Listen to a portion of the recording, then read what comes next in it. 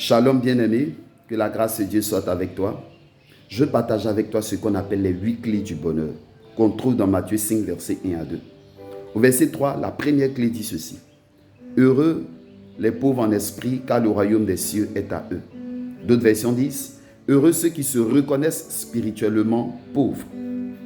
Lorsqu'on parle de pauvreté, la pauvreté c'est quelqu'un qui manque de ressources pour répondre à des besoins. C'est cette personne-là qu'on appelle être pauvre. Donc, ceux qui se reconnaissent spirituellement pauvres, c'est ceux qui reconnaissent que spirituellement, ils manquent de ressources pour pouvoir se réaliser, pour pouvoir s'accomplir.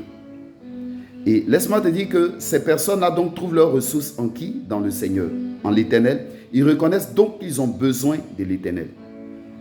La première clé donc qui te donnera le bonheur, c'est de reconnaître que tu as besoin de Dieu. La Bible déclare que Dieu fait grâce aux humbles. Ceux qui se reconnaissent spirituellement pauvres, c'est ceux-là qui sont humbles, qui reconnaissent que sans Dieu, ils ne sont rien. Sans Dieu, ils ne peuvent rien. C'est à ceux-là que Dieu fait grâce. La Bible dit que Dieu résiste aux orgueilleux, mais il fait grâce aux humbles.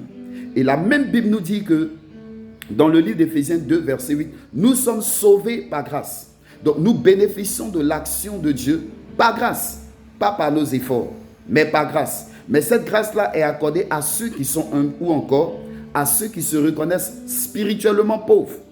Si donc tu reconnais que tu as besoin du Seigneur, si tu reconnais que sans Dieu tu ne peux pas te réaliser, si tu reconnais que tu as besoin de l'Éternel non seulement pour manifester qui tu es, mais pour pleinement te réaliser que dans cette vie, sans lui, tu ne peux rien véritablement réaliser, alors tu es sur la bonne voie. Alors tourne-toi vers le Seigneur, établis-le dans ta vie, donne-lui la première place, attends-toi à lui en toutes choses. Prie et n'arrête pas de prier, car ceux qui se reconnaissent spirituellement pauvres sont des personnes qui prient. Ils prient parce qu'ils savent qu'ils ont besoin de l'intervention de Dieu.